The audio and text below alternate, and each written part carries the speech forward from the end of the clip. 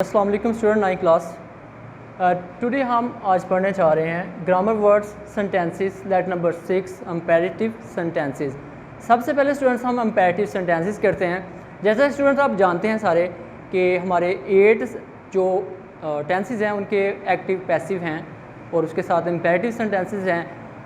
अब जिन टेंसेस के active and passive यानी कि पैसिव में कन्वर्ट कर सकते हैं उनमें सारे स्टूडेंट जानते हैं कि थर्ड फॉर्म आती है। इस तरह हम यहाँ पे देखते हैं यानी कि उसका जो ऑब्जेक्ट है वो सब्जेक्ट बनेगा, सब्जेक्ट ऑब्जेक्ट बनेगा, उसके साथ हम बाय लगाते हैं, थर्ड फॉर्म लगाते हैं, यानी कि सारों में थर्ड फॉर्म आ रही होती है।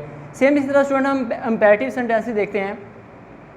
कंपैरेटिव सेंटेंसेस होते बेसिकली क्या है, इसमें स्टूडेंट कोई ऑर्डर पाया जा रहा होता है, जैसे कि ऑर्डर है, फॉरबाइड है, एडवाइस है, यानी आप किसी को नसीहत कर रहे हैं, किसी काम से मना कर रहे हैं, किसी को हुक्म दे रहे हैं। फॉर एग्जाम्पल फर्स्ट सेंटेंस देखें, ring the bell.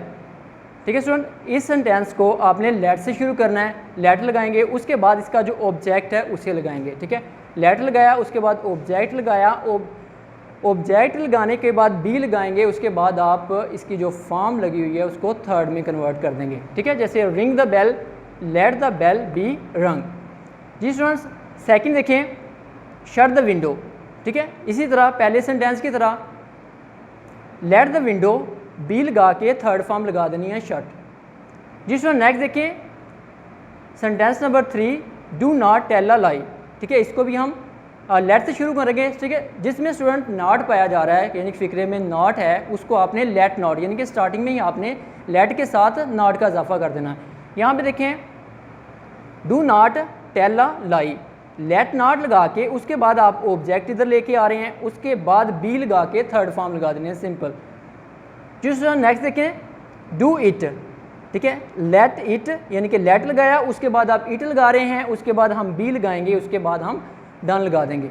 Ji student, इसका नेक्स्ट जो है हम ग्रामर प्लस इसके वर्ड सेंटेंसेस करेंगे। सबसे पहले हम ग्रामर पोर्शन देखते हैं।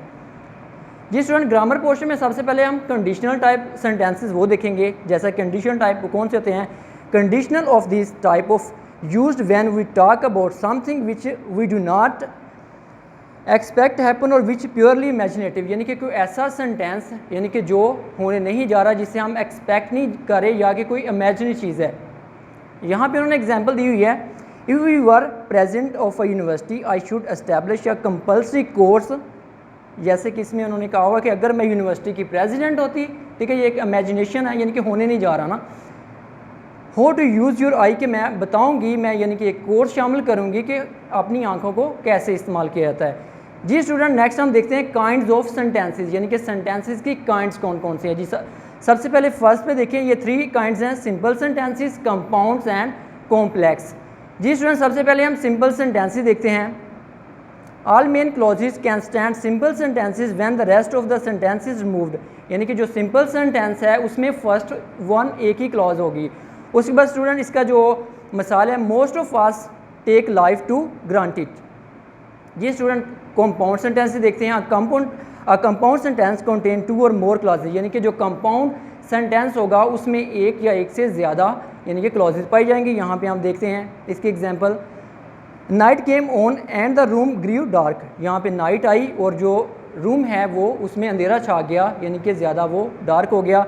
ये कंपाउंड सेंटेंस है, यानी कि 2 सेंटेंसेस को उन्होंने मिलाया हुआ है एंड के साथ। He is rich yet he is not happy. ठीक है, इस सेंटेंस यहाँ पे भी 2 क्लॉजेज हैं जिनको उन्होंने फर्स्ट को एंड के साथ यानी कि 2 मिलाया था, यहाँ पे दूसरे को, जैसे कि यहाँ पे वो कह रहे हैं ही इज़ रिच, वो अमीर है, येट ताहम ही इज़ नॉट हैप्पी, वो खुश नहीं है।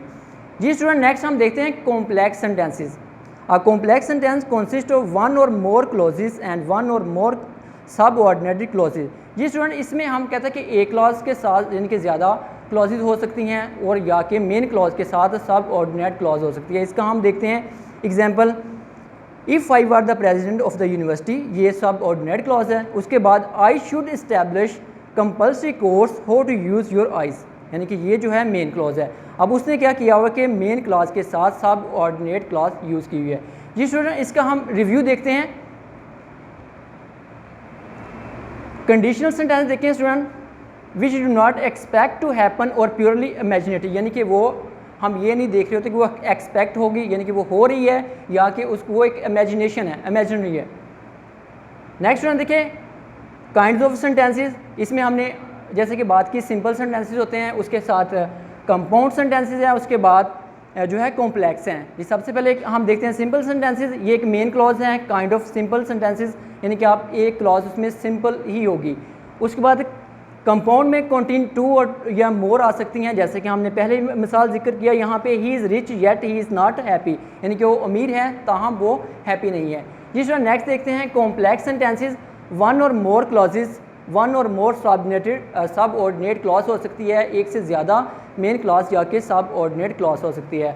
यहाँ पे स्टूडेंट्स हम नेक्स्ट हम देखते हैं इसके वर्ड एंड सेंटेंसेस। सबसे पहले वर्ड स्टूडेंट, इसका आप कोई भी सेंटेंस बना सकते हैं, जैसे कि एक्सीलेंट है, एक्सीलेंट शानदार को कहते हैं। It was an excellent meal, ये एक शानदार मील थी।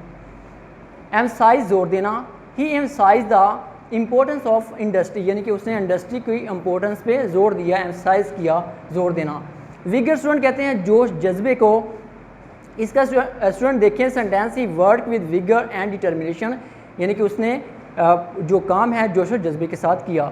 कीनस, कीनस इश्तियाक को कहते हैं। यू शुड वर्क विद कीनस, यानी कि आपको कीनस के साथ इश्तियाक के साथ काम करना चाहिए। जिसका नेक्स्ट है कॉन्स्टेंट, मुसलसल को कहते हैं। बेबीज़ नीड कॉन्स्टेंट अटेंशन, इनके बेबीज़ जो होते हैं इनको कॉन्स्टेंट मुसलसल अटेंशन की ज़रूरत होती है। जी स्टूडेंट नेक्स्ट देते हैं स्ट्रेच, फैल जाना। दिस स्वेटर हैज़ स्ट्रेच, यानी कि ये जो स्वेटर है ये फैल चुका है। जी स्टूडेंट नेक्स्ट हम लेटर नंबर 6 देखते हैं।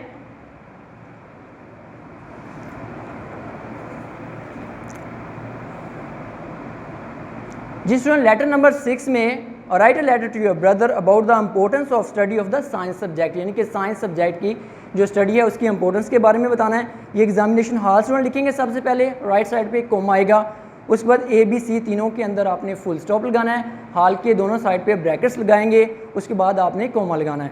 जिस स्टूडेंट नेक्स्ट देखिए नवंबर, कोई भी आप डेट लिख सकते हैं, जैसे कि नवंबर 11 है फॉर एग्जांपल, उसके बाद 2020 लिखे, उसके बाद आप क्या करेंगे फुल स्टॉप लगाएंगे।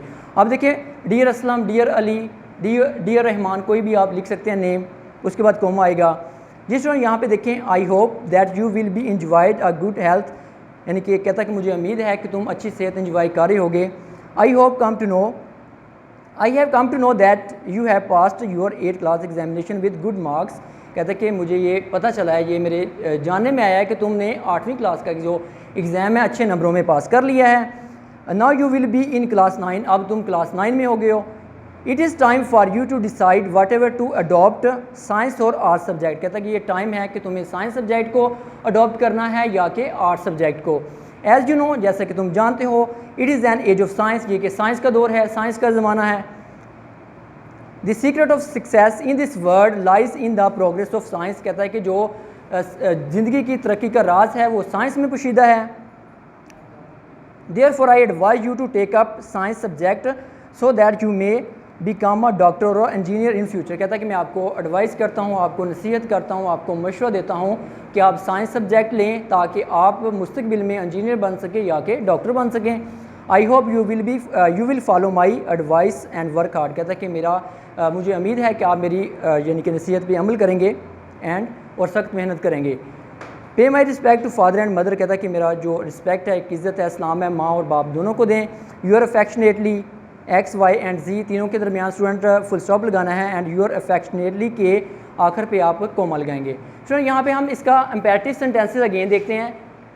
इम्पेरेटिव सेंटेंसेस स्टूडेंट, सबसे पहले हमने बात की थी रिंग द बेल, यानी कि सबसे पहले जब भी ये फिक्रा शुरू हो रहा होता है इम्पेरेटिव, यानी कि जिसमें हमें ये पता चल रहा था कि ये किसी भी टेंस से नहीं लिया गया, यानी कि ये ना तो प्रेजेंट इंडेफिनेट से है, ना ही प्रेजेंट कंटिन्यूस से है, ना ही पास्ट इंडेफिनेट पास्ट कंटिन्यूस से है, ना ही ये फ्यूचर इंडेफिनेट का है या कि फ्यूचर परफेक्ट का है, यानी कि परफेक्ट में से भी नहीं है, ना ही ये इंडेफिनेट में है, ना ही ये कंटिन्यूस में है। It mean it is imperative sentence, ठीक है। तो उसमें आप सबसे पहले लेट से शुरू करेंगे, लेट लगाएंगे, उसके बाद इसका ऑब्जेक्ट जो आ रहा है उसको लगाना है, उसके बाद आप बी लगा के थर्ड फॉर्म लगा देनी है।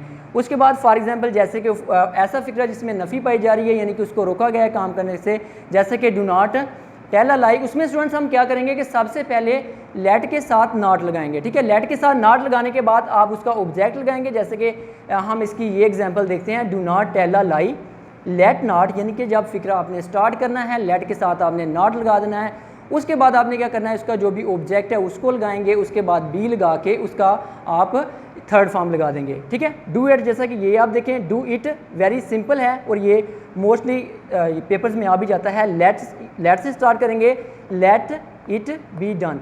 जी स्टूडेंट, इसमें हमने ग्रामर किए, वर्ड सेंटेंसेस किए, लेटर नंबर हमने 6 किया, उसके बाद इसके कंपैरेटिव सेंटेंसेस किए।